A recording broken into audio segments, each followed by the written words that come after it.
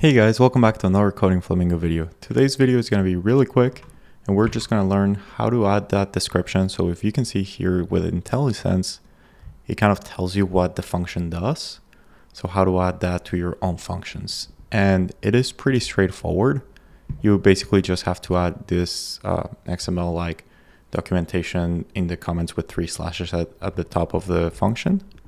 So as you can see here, I already created this get weather forecast thing. It has the summary of returns what the parameter is, and what does it return.